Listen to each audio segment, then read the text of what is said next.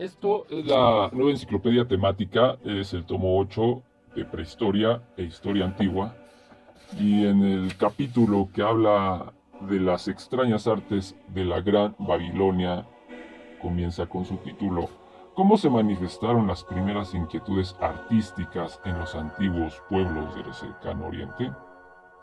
Muy lejos, en el Oriente, en las históricas tierras que se extienden más allá del Mediterráneo, existe un sonriente valle regado por dos grandes ríos. Allí los hombres han vivido y muerto durante siglos, que nadie podría contar los años. Y han ocurrido tantos grandes acontecimientos que el famoso valle con sus apacibles ríos parece casi un escenario en que puede ver desarrollarse el drama de la humanidad, porque a semejanza del Nilo, el Tigris y el Éufrates dieron las primeras e indecisas tentativas hechas por el hombre para salir de la barbarie. Y como el Valle del Nilo, el de Mesopotamia oculta en su fértil suelo algunas de las reliquias más antiguas de la civilización. Últimamente, los investigadores se han dedicado a cavar en busca de este tesoro. Han extraído restos de una civilización tan antigua como la de Egipto, y muchas de las cosas que se hallaron son muy hermosas. Cuando el telón de la historia se levanta por primera vez sobre el valle de los ríos Tigris y Éufrates, se encuentra allí a una raza dinámica, la de los sumerios. Pero hasta esos hombres tan primitivos eran inmigrantes, llegados de otra parte. Nadie sabe de dónde venían, pero debió de ser de un país montañoso, porque los llamaban hombres de las montañas. Y cuando aparecen en la historia, sentían aún nostalgia en sus llanuras de las colinas y valles que conocieron sus antepasados. Por eso, levantaron montañas de ladrillos, no pirámides como las de los egipcios, sino templos en forma de torres que se elevaban en el valle con 4 anchos peldaños. En lo alto de cada una de estas montañas de ladrillo se levantaba un altar donde adoraban al dios. Suponían que allí moraba. Sumeria nunca llegó a ser un gran imperio único como Egipto. Era un país de ciudades-estados. Cada ciudad era un pequeño reino autónomo, aunque una de ellas solía dominar a las demás, la de Ur, donde nació Abraham o Abraham. Tuvo la supremacía en los buenos tiempos de Sumeria, unos 2300 años antes de nuestra era. Allí el gran terraplén del templo o Sigurat tenía una periferia de 4000 metros. El Sigurat se parece mucho a las pirámides, ¿sí?, de Teotihuacán, aquí en México, ¿no? Pero en fin, continuamos. En verdad, toda una montaña. Su terraza inferior era blanca, la intermedia negra y la más alta roja. El altar del templo que coronaba las tres era de ladrillos vitrificados azules y tenía una cúpula dorada, de manera que el Sigurat debió de ser una montaña muy alegre y hermosa. Por los largos tramos de escaleras que llevaban a la cúspide subían procesiones de sacerdotes músicos con bellas arpas talladas que ostentaban incrustaciones de brillantes piedras, damas de la corte de alegres vestidos rojos y tocados dorados, y el propio rey en su majestuoso atavío, luciendo quizá un yelmo de oro batido. ¿Cómo sepultaban a sus muertos? A los sumerios no les importaba tanto sus tumbas como a los egipcios. Por otro lado, no tenían en su valle piedras con que construir. Todas las que utilizaron tuvieron que traerse desde muy lejos, de las montañas próximas a la costa. Por eso usaban muy rara vez la piedra. En general, solo la empleaban para las estatuas y tallas que representaban a los reyes y no para hacer tumbas. Sepultaban a sus reyes y reinas con algunas de las cosas bellas que amaron en vida los monarcas. En una tumba regia se encontró una maravillosa daga de hoja de oro y empuñadura de lápiz lazuli. Y en otra se halló un pequeño y fascinante cabrito de plata que la gente debió de acariciar con placer hace 5000 años. Tanto debió de gustar esa figura en aquellos tiempos que se han encontrado también copias hechas por otros artistas en todos los rincones del país. Hasta la copiaron en Persia durante unos 3000 años. Sus delicados cuernos están revestidos de esmalte de brillante color. Las patas delanteras se hallan atrapadas en una maraña de espinas de plata y relucientes piedras. Es una figurita muy graciosa. Alguien que la copió pensó en usarla como asa para un jarrón. Estos objetos eran lo mejor que hacían los sumerios. Más de 3000 años antes de Cristo ya modelaban jarrones y tazas y adornos para el cabello de las damas, todo de oro. En cambio, no les importaba gran cosa hacer hermosas estatuas porque nunca llegaron a ser muy diestros para tallar la piedra. Y sus esculturas resultan toscas y torpes junto a las de los egipcios, aunque sabían darle a los animales apariencia feroz y real. Tenían gran habilidad en el manejo del color y lograban dar a sus objetos un aspecto alegre y original. Se han encontrado plaquitas o láminas hechas con relucientes trozos de baldosines, reveladoras de que los sumerios gustaban tanto del color como los egipcios. Sus templos y palacios debieron de resultar muy vistosos, con los centellantes azulejos que adornaban los altos muros de ladrillo, y cuya forma era tal que, al unirse, formaban un cuadro de hermoso conjunto. Con esos fragmentos componían distintas figuras, un león, un hombre o un pato. A lo largo de las macizas murallas de sus templos y puertas se extendían filas enteras de esos frisos decorativos. Pero lo que más caracteriza el arte de Sumeria son sus sellos, unos pequeños rodillos de piedra en los cuales estaba tallado un dibujo que se grababa sobre la blanda arcilla cuando hacían rodar la piedra sobre la superficie de ella.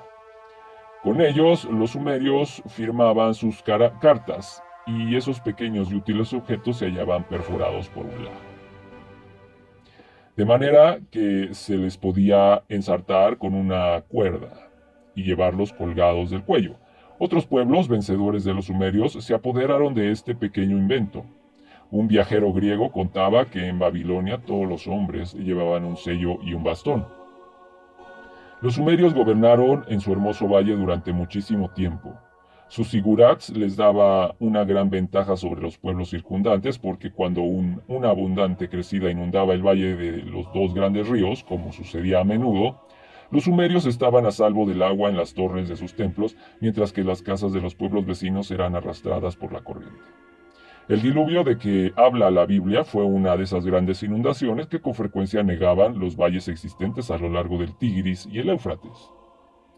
Pero otro pueblo que poco a poco se había ido haciendo poderoso, el de los semitas, comenzó a mirar con envidia aquella fértil llanura donde la vida era tan cómoda. De nueva cuenta, por otro pueblo, pero otro pueblo que poco a poco se había ido haciendo poderoso, el de los semitas, comenzó a mirar con envidia aquella fértil llanura donde la vida era tan cómoda y los sumerios tuvieron que luchar denodadamente para detener sus prósperas ciudades. De nueva cuenta, por tercera ocasión. Pero otro pueblo que poco a poco se había ido haciendo poderoso, el de los semitas, comenzó a mirar con envidia aquella fértil llanura donde la vida era tan cómoda y los sumerios tuvieron que luchar denodadamente para defender sus prósperas ciudades. Aquellas tribus del desierto siguieron ejerciendo presión sobre ellos hasta que por fin se apoderaron de casi todo su territorio. Qué raro, ¿no? Los conquistadores aprendieron cuanto sabían los inteligentes sumerios en materia de escritura, construcción, banca y comercio, y poco a poco se confundieron ambos hasta formar un solo pueblo. Otro injerto.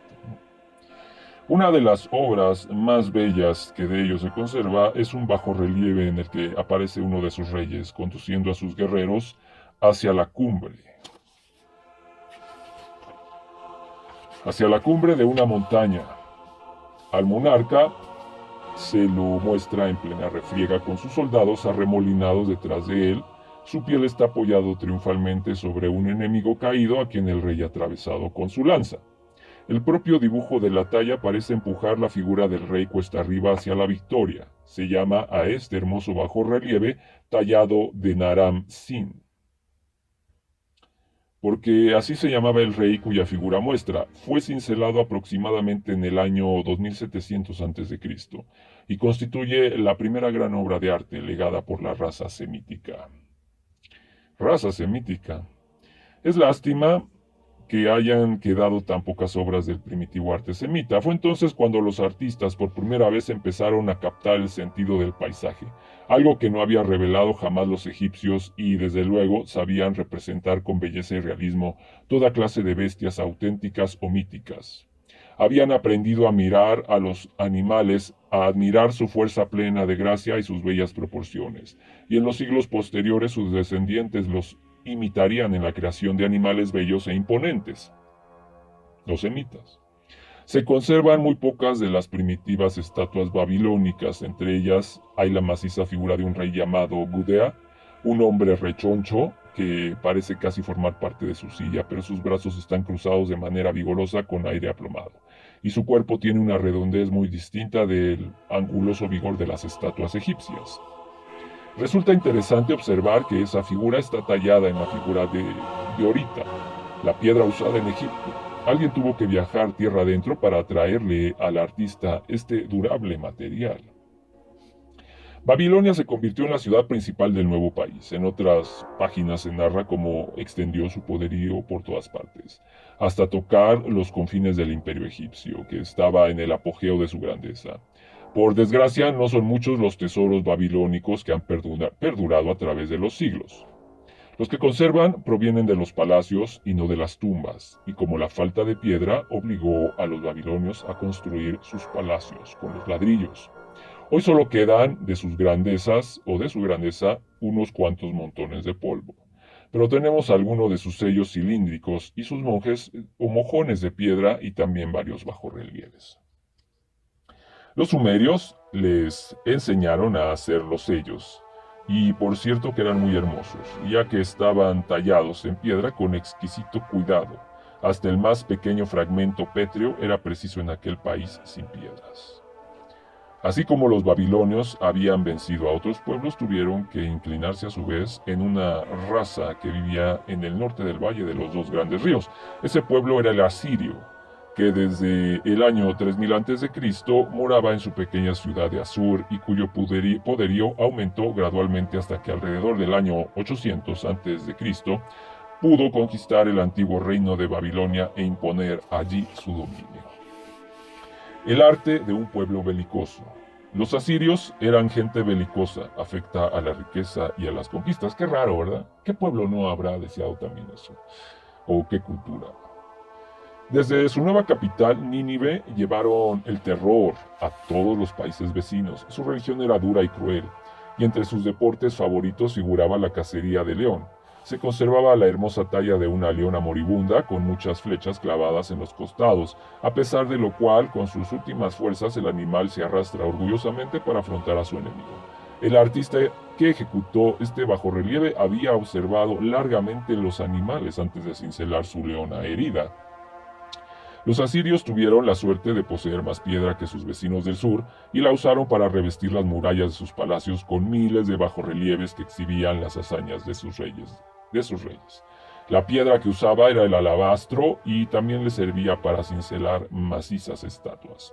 Por ejemplo, modelaban unos animales muy extraños para que montaran guardia a las puertas del palacio real. Cada uno de esos seres tenían cabeza de hombre, alas de águila, crin de león y pezuñas, y cola de toro.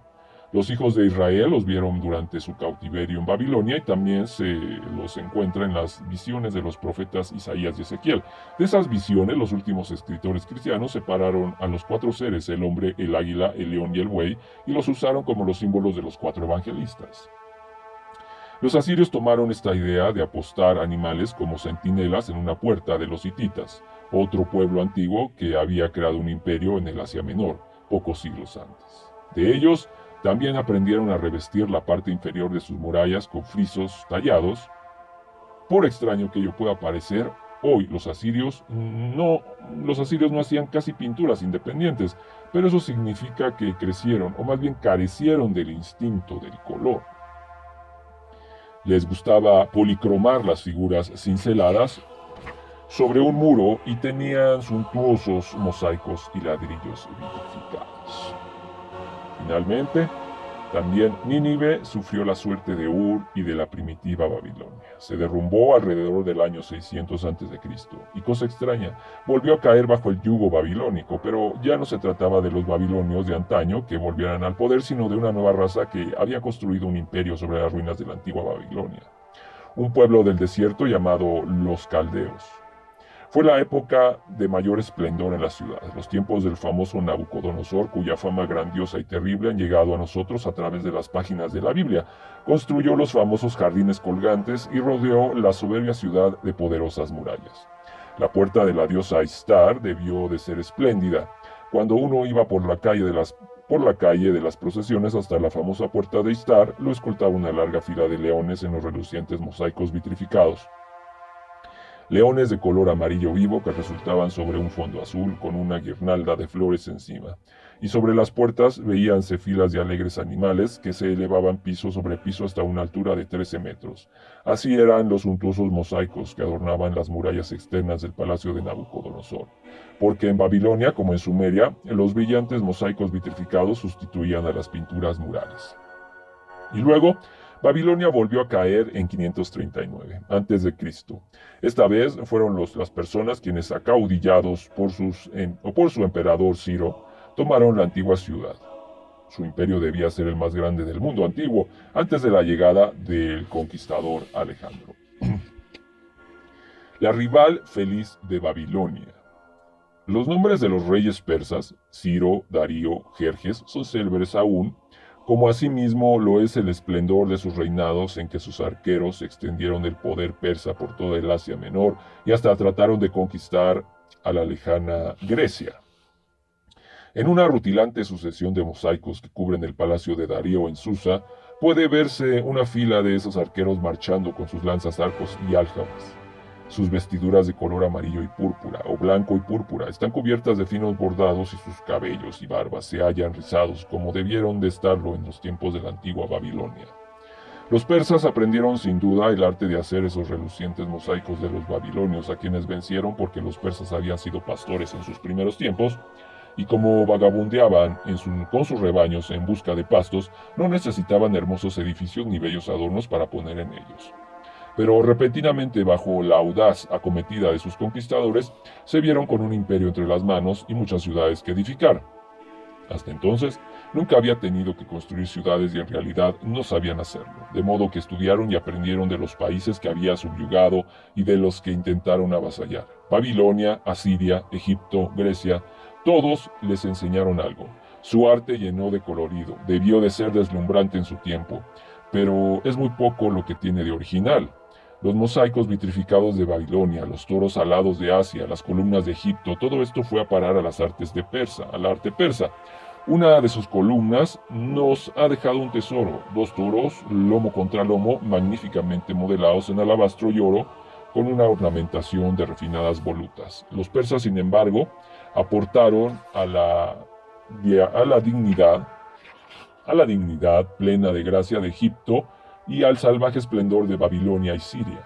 Su propio don del color se verá más adelante en sus alfombras. Su alfarería, sus libros, aún hoy son maestros en esa materia.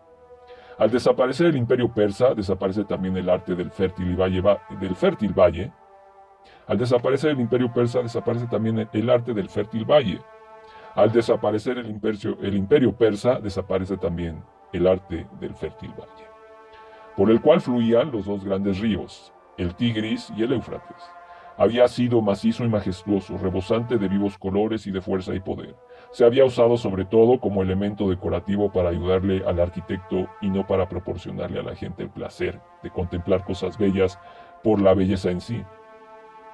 Pero hay que agradecerles a estos artistas orientales el haberle enseñado al mundo a modelar animales soberbios y hermosos paisajes. Y es una suerte que, a pesar de tratarse de un país de tonalidades sombrías y polvorientas, aquellos pueblos aprendieran a armonizar vívidos y bellos colores. Hoy no se estima mucho este arte oriental, se comprende mejor a los griegos y romanos. Pero cuando los griegos empezaron a hacer cosas bellas, descubrieron que podían aprender mucho del Asia occidental y fue allí donde encontraron rica inspiración. La obra de los griegos pudo ser muy distinta de no haber sido por los pueblos que vivieron entre esos dos ríos. Pues esto es la nueva enciclopedia temática. En el tomo 8 y en el apartado de las extrañas artes de la Gran Babilonia. Esto es la Nueva enciclopedia temática.